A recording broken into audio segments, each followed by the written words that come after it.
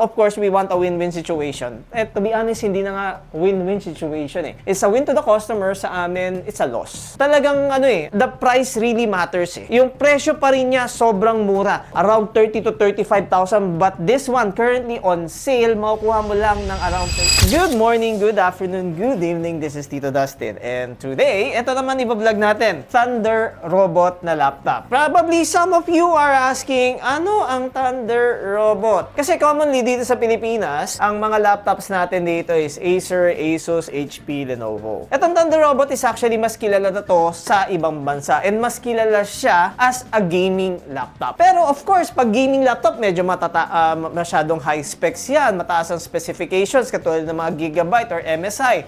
But the Thunder Robot that I have here, isa to sa mga pinakamurang laptop na meron tayo ngayon sa Laptop Factory. That's why we are vlogging it. Pero samahan nyo ako, tignan natin kung ano ang maganda at pangit dito sa Thunder Robot na to at bakit siya ganon kamura.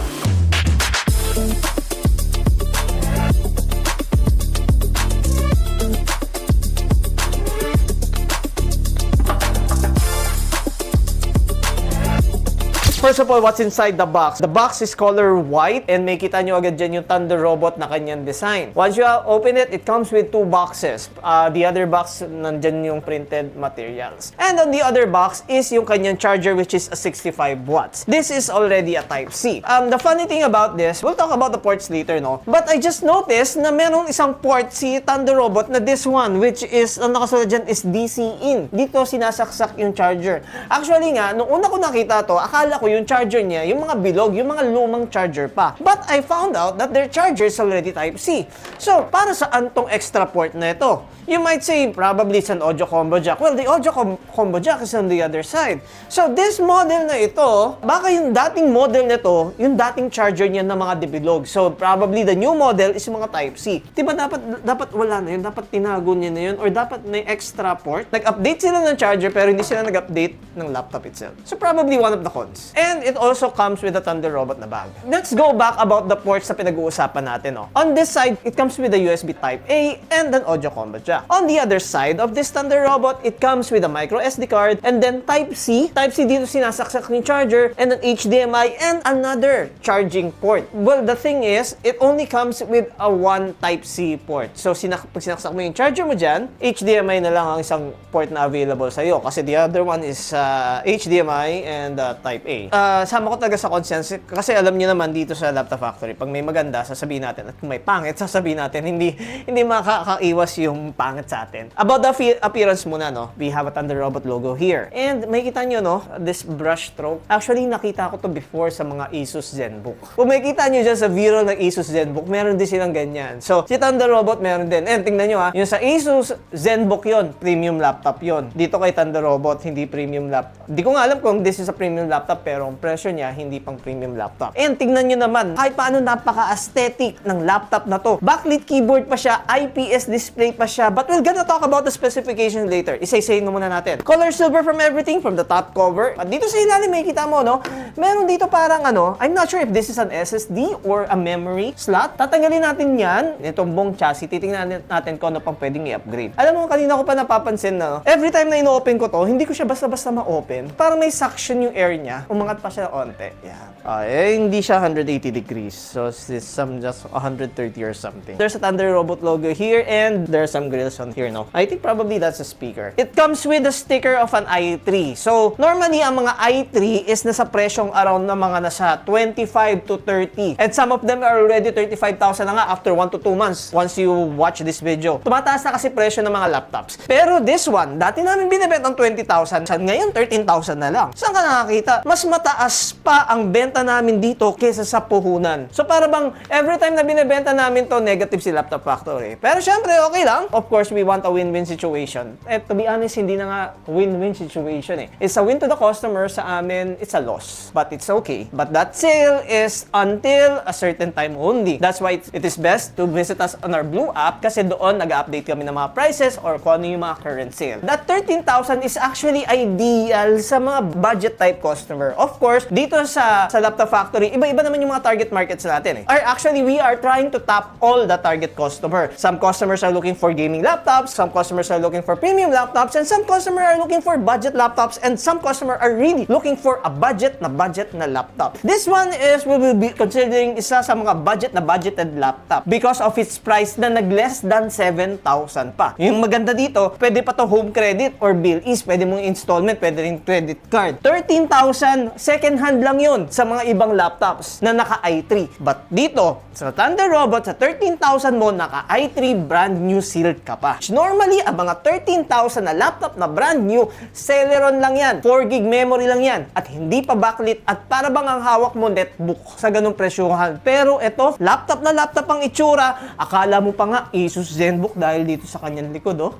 But isa sa mga cons nito, no, wala siyang Microsoft Office. Pero the pros is naka Windows 11 Pro. Ngayon, katulad ng sinasabi ko before, kaya naman nyo naman gawa ng paraan yung Microsoft Office. Kayo pa ba? About the dimension of this Thunder Robot, no? The width is 14.1 inch. The depth is 9.2 inch. While the height is 0.75 inch. And as you can see there, the video that's the weight of the Thunder Robot. It means probably this is the screen size. And we have here a sticker of an i3. And you might say, parang ang luma naman yung sticker na i3 na yan. Why don't we go to the specifications? Okay. The i3 is i3 10th gen. That's i3 1005G1. So, it's 1.2 GHz up to 2 GHz. Ngayon, you might say, well, sa 10th gen i3, hindi ba yan sobrang bagal? I actually done a comparison between a Celeron or a Pentium. Mas mataas pa rin tong i3 na ito compared dun sa kanila. Pero, kasi mas mataas ang i3 11th gen, i3 12th gen,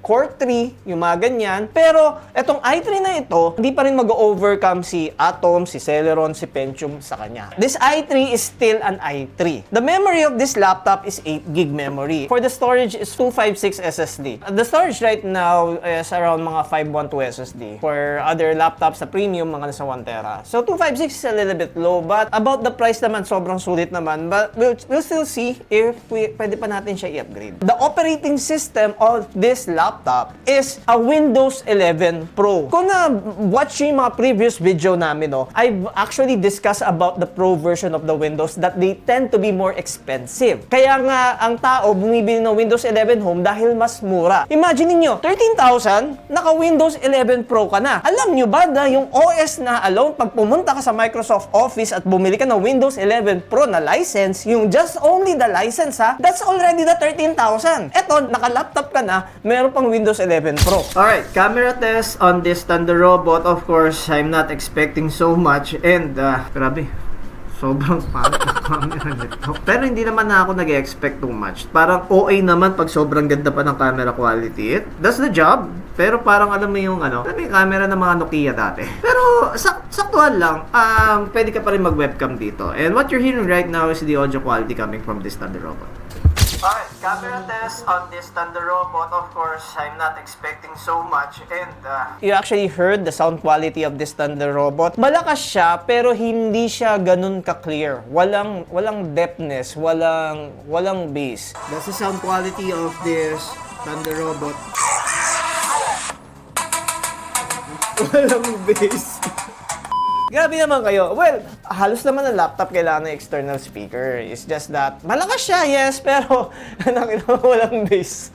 Okay? It's a typical speakers of the budget laptop. Pero kahit naman yung mga laptop na worth 20 to 30,000, ganun din naman ang sound quality. Okay.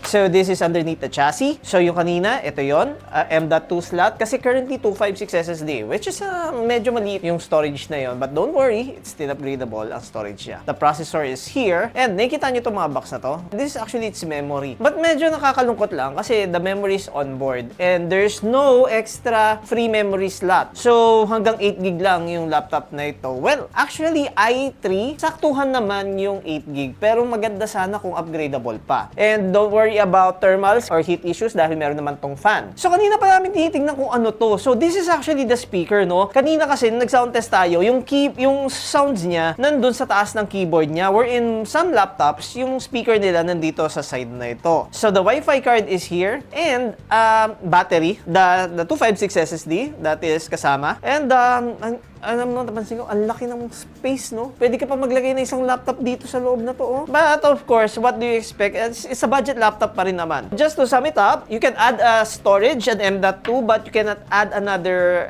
memory. Okay, so this laptop comes with a 1-week replacement here in Laptop Factory and a 1-year warranty from Thunder Robot. Now, let's proceed with the pros and the cons of this Thunder Robot. Let's start with the cons, which is medyo marami ang possible na sabihin about the cons. Number 1 is the camera quality. The camera quality is really below average. So, talagang hindi maganda yung kanyang camera, but, you know, still a camera. And then, second is the bass of the sounds. Yes, malakas ang sounds niya, which is the pros, but yung lalim o yung depth is walang depthness. Ang target market nito is actually the students because it is so mura. So, normally, pag estudyante kasi, kailangan ng Microsoft Office, but this one, it does not have a Microsoft Office, but however, this is a Windows 11 Pro. Yung memory is on board and hindi na pwedeng ma-upgrade ang memory. However, yung storage, yes, pwede pa madagdagan ang storage. One of the last cons na nakapansin ko dito is the processor. It is i3 10th